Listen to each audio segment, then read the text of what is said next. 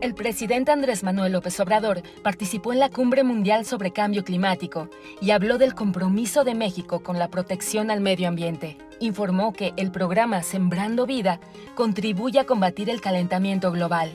Propuso al mandatario estadounidense Joe Biden financiar la expansión del programa a Centroamérica para reforestar 4 millones de hectáreas con 3,000 millones de árboles y captar 70 millones de toneladas de dióxido de carbono para disminuir los gases de efecto invernadero en el mundo y mitigar la migración. Estamos hablando de sembrar 40,000 kilómetros cuadrados. Es la superficie de varios países del mundo. Es producir muchísimo oxígeno, sí, y mejorar el medio ambiente. Y atender también el tema migratorio.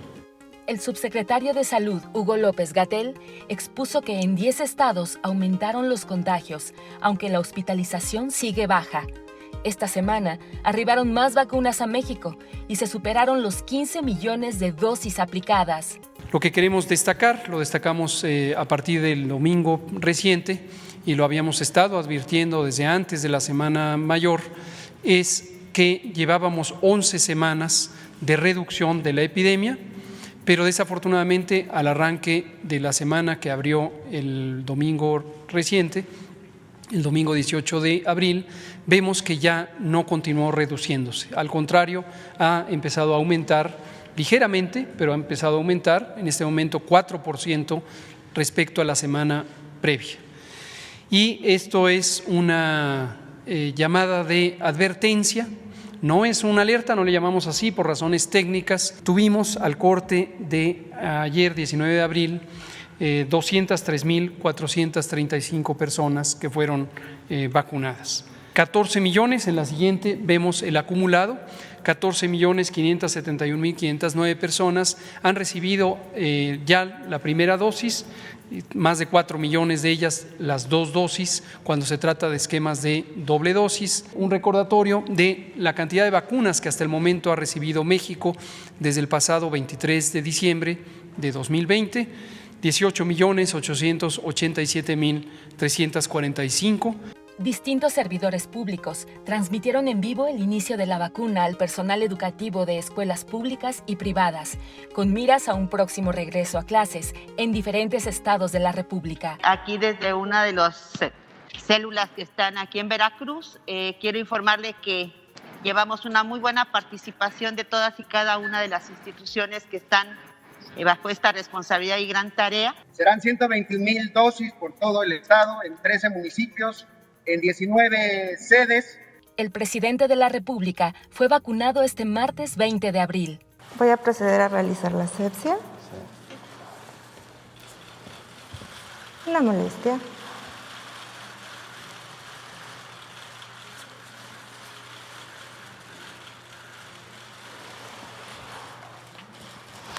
Puede presentar algunas reacciones, desde dolor en el sitio de la punción, inflamación, enrojecimiento. Es importante no manipular el sitio de la punción, no rascar, no dar masaje, no aplicar compresas calientes ni frías. Algunas otras reacciones que pudiera presentar: dolor de cabeza, malestar general, cansancio, dolor articular, dolor muscular, incluso podría haber fiebre. Un llamado a los adultos mayores para que todos nos vacunemos. Las Secretarías de Seguridad Pública, Defensa Nacional, Marina y la Guardia Nacional rindieron su informe mensual en materia de seguridad.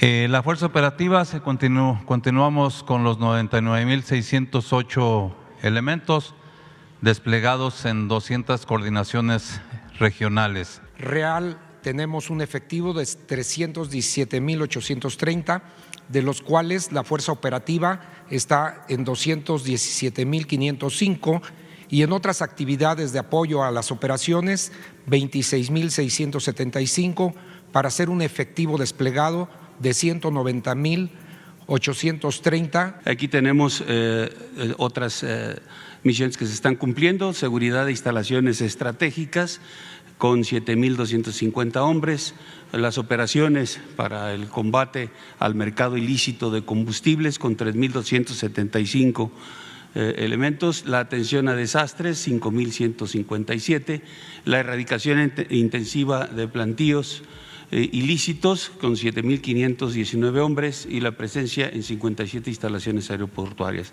En el primer trimestre de este año, 9 de 11 delitos del fuero federal se mantienen a la baja. Esto incluye disminuciones de 39% en delitos financieros y fiscales y de 18.7% en delitos patrimoniales. Algo similar ocurre con los delitos del fuero común. En el primer trimestre de 2021 se presentaron 4.6% menos homicidios dolosos respecto al mismo periodo del año anterior. En los primeros 3 meses del año también se logró contener la incidencia del feminicidio, delito que bajó 2.4% respecto al primer trimestre del año anterior. En el caso de los robos, al corte de marzo de este año, la disminución en el país es de 17.8% en comparación con el primer trimestre de 2020.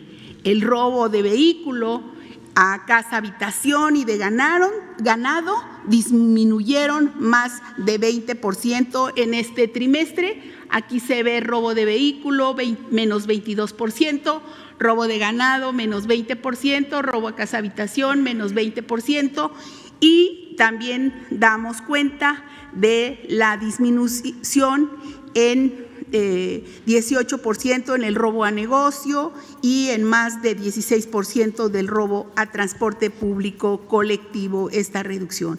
También el robo a transeúnte en total bajó más de 13% y el robo a transportistas disminuyó 8.8%. La incidencia de la extorsión, que también nos preocupa, bajó 0.4%. El subsecretario de Seguridad Pública, Ricardo Mejía, explicó las razones de por qué tener un registro nacional de usuarios de telefonía móvil. El principal objetivo de este padrón es la seguridad, es lo que mueve a la creación de este padrón, porque es importante señalar que en el anonimato de los sistemas de prepago que no piden requisitos, los delincuentes se cobijan para cometer delitos de secuestro, extorsión, trata y en general para todo el conjunto de sus actividades delictivas. 9 de cada 10 llamadas de extorsión son realizadas por celulares de prepago y en algunos casos de secuestro se han documentado más de 20 números de prepago que son utilizados por los delincuentes para llamar a los familiares de las víctimas. Prácticamente utilizan la SIM card, la rompen, la tiran y siguen hablando para secuestrar. El presidente López Obrador destacó que gracias al combate a la corrupción se tiene ahorros que permiten mayor presupuesto para áreas importantes como los derechos humanos. Es que se dedicaban a robar, es increíble, en todo. Revisa uno la Secretaría de Salud, bueno, se robaban el dinero de las medicinas. En educación, lo mismo, inventaban programas, que los pizarrones electrónicos, que los sistemas de cómputo, esto de los reclusorios. Imagínense entregar contratos a particulares, privatizar los reclusorios y pagar anualmente 16,000 millones de pesos por reclusorios que no tenían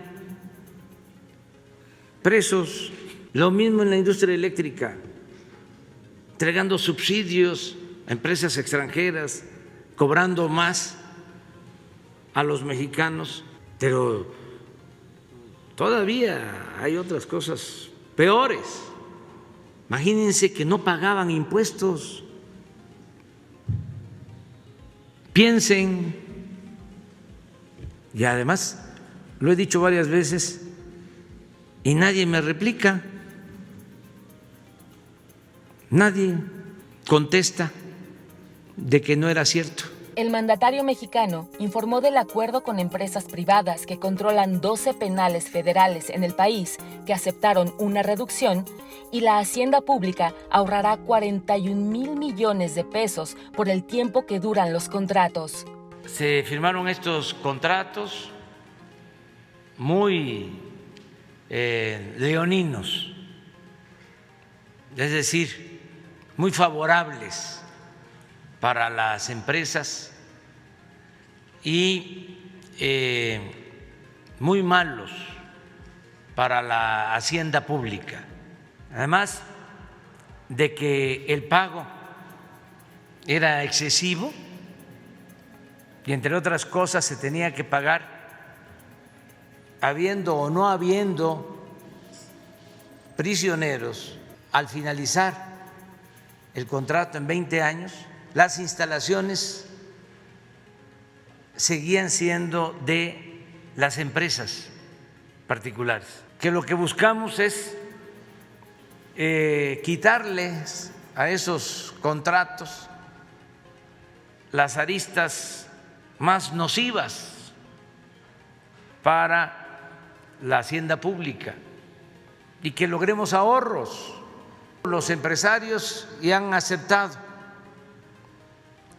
una disminución del 15%. Esto representa que nos vamos a ahorrar alrededor de 2.300, 2.500 millones de pesos por año. En los 4 años que nos quedan, vamos a ahorrar más de 10,000 millones de pesos. ¿A qué equivale ahorrar estos 10,000 millones de pesos?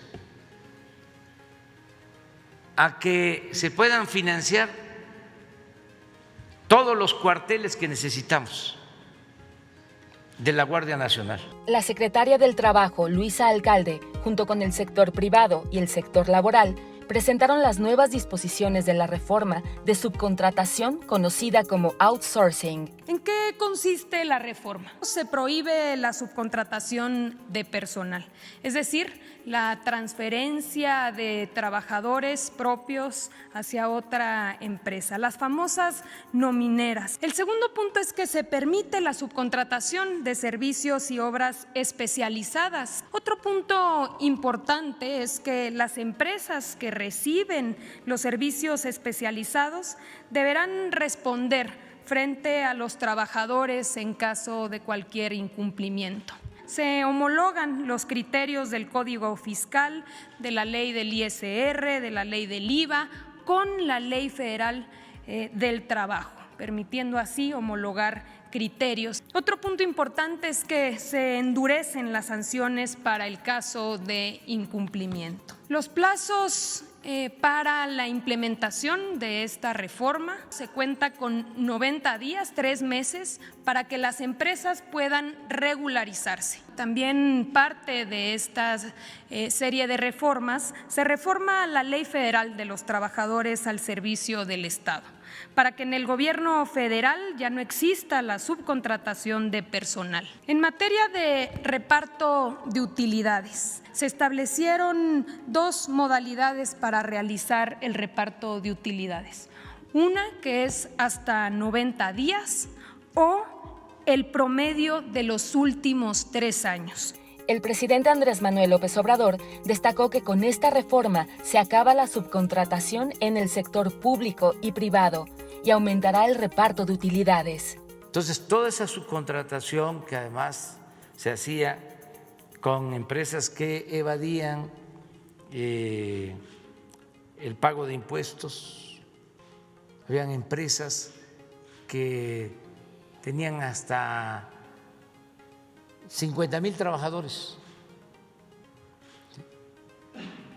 increíble, que no producían nada, manejaban las nóminas para que no se reconociera a los trabajadores sus derechos, sus prestaciones. Entonces, eso ya se elimina, tanto en el sector privado como en el sector público, que se repartían al año a los trabajadores utilidades por 56,120 millones de pesos. Con esta reforma, el reparto de utilidades tiene que aumentar, ese es el estimado, en 157,000 millones. Es decir, 100,000 millones de pesos más de reparto de utilidades para los trabajadores.